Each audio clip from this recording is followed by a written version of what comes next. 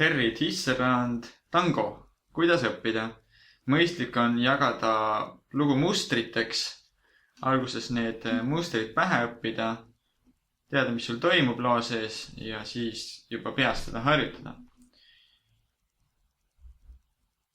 Kahele esimesele reale peale vaadates võiks kohe märgata bassimustrit, mis on kogu aeg sama. Bass, ti, ta, üleval toimub midagi, uus bass, ta, ti, ta, jälle üleval toimub midagi, jälle bass, ti, ta, jälle bass.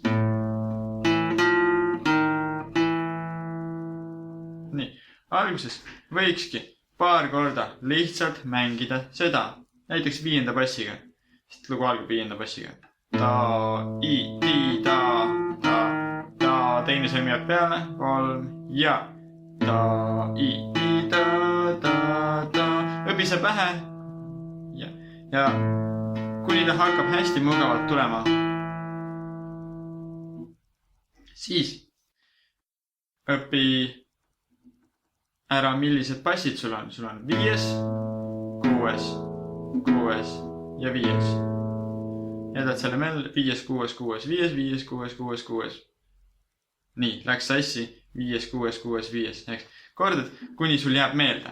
Ja siis mängidki ta, i, ti, ta, 2, 3, 4, ta, i, ti, ta, 2, 3, 4, ta, i, ti, ta, 2, 3 ja nüüd oli lõpus oli 5, ti, ta, 2, 3, 4.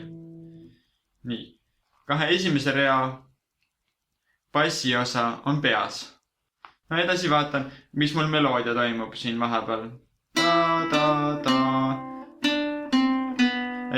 Hästi oluline 4. sõrm. Mis on ti, täpselt sama ja siis seega paus, ti, paus, ta on esimene ülemine õpp, ehk siis ta, i, ti, ta, teine jääb peale, 4. tuleb esimene, eks, ja siis tuleb uus bass juba. Järgmine ülemine õpp on paus, 4. esimene lahtine, 4. esimene lahtine. Järgmine on täpselt sama.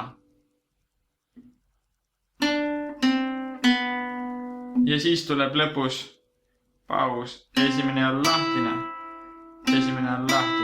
hästi lihtne. Ja nüüd paned kõik peast kokku, võimalikult vähe vaatenooti, see võiks juba kõik selle aja peale peas olla, kui sa niimoodi oled läbi teinud, nagu ma praegu olen selgitanud ja mängidki. Põhiosa, esimene ülemine jupp, teine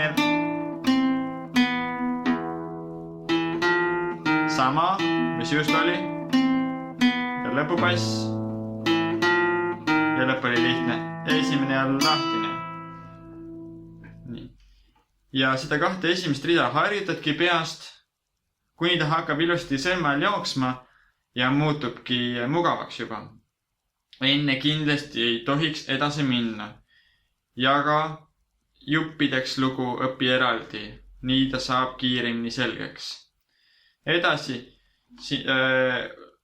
õnneks on siin kenasti loo juures all näidatud ka, et kuidas seda võiks harjutada, seda teist poolt. Ongi, et alguses parema käe arpeggio ja mis siin toimub, ongi bass, mingisugune ja siis 3., teine, esimene, teine, 3. Eks. Ja ti, ta.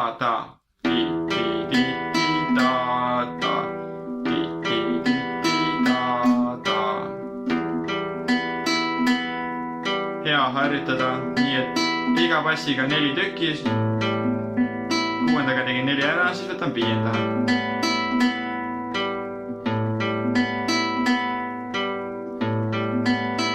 Ja siis 4. Jälle 4 tükki, 5. jälle 4 tükki, 6. jälle 4 tükki. selleks hetkeks on see liigutus juba ilusti käe sees. Hästi mugav mängida. Nüüd järgmine takt ka juurde. Ehk siis tule ja siis on bass, ta. Teine esimene, teine kolmas. Bass, esimene, teine kolmas. Jälle, vabalt võiks teha. Samamoodi 1, 2, 3, 4, 4 tükki kuuendaga, 4 viiendaga, 4 neljandaga, jälle 5 ja 6. Teed need läbi ja siis mängid paar korda seda ka.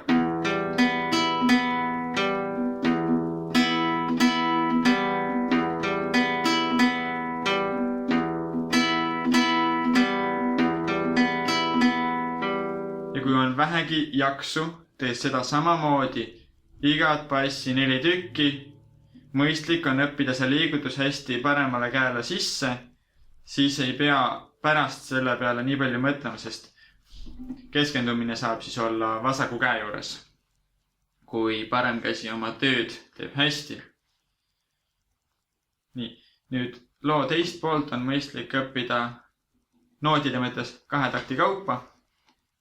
Alguses on sul niimoodi, ainult teine sõrm, teine keel ja mängidki selle 5. bassiga selle arpeggio. Ja siis tulevad sõrmed juurde järgmises taktis. Teine jääb peale, bass. Nii, oluline märkus on siin see, et selles taktis ei tule teine kolmas keel, vaid ongi teine esimene. Meloodias teine jääb peale, üleval käib esimene lahtine, 4. esimene lahtine, 4. esimene lahtine, teine on peal, teine 4. teine esimene ja teine lahtine. Bass ette. Paar korda tee, et ta vasakule käele ka hästi sisse jääks. Siis teed mõlemad taktid järjest. Bass. Edasi samamoodi. Nüüd on teist pead tõstma. Millal sa tõstad, sul on üks 8. paus, pisike paus enne uut. Bass, vaata.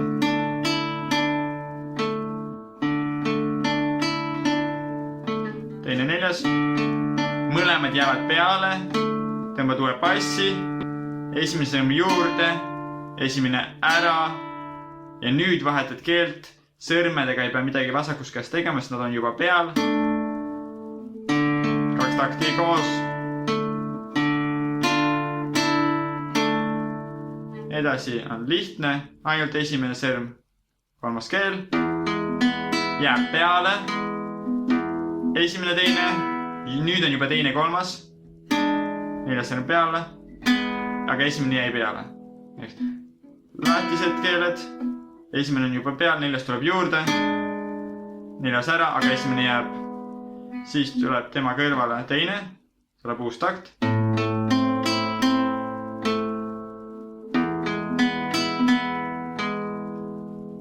Parema käe arpeggio sama. Sõrmed suhteliselt lihtsad. Teine esimene jäävad peale ja lahti. Ja 6. bassiga. Esimene sõrm. Ja lõpp on hästi lihtne. Loo teist poolt on mõistlik õppida 2 takti kaupa. Sest esimene takt, see arpeggio takt on hästi lihtne. Vaatad lihtsalt, mis sõrmed sul on, mis bass sul on ja mängid juba peast. Sest jälgida on vaja, muutub paremas keeles ainult see, mis keelt bass tõmbab. Muu on sama arpeggio taktis. Lihtne, peas ja nüüd vaatad järgmist takti. Paar korda mängid noodist ja siis peast. Ja paned kokku.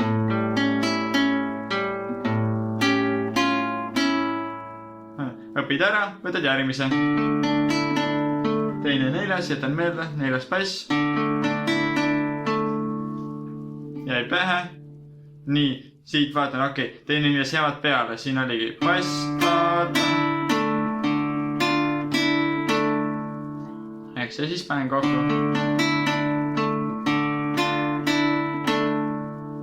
Ja kui see tuleb, siis võiks esimest rida järjest teha, mitte minna edasi.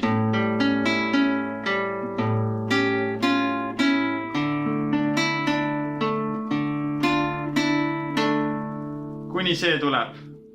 Ta ei pea nii kiirelt kohe algusest tulema, aga et selgitused oleks kiired ja video mitte liiga pikk, siis hetkel ma mängin kõik kiirelt.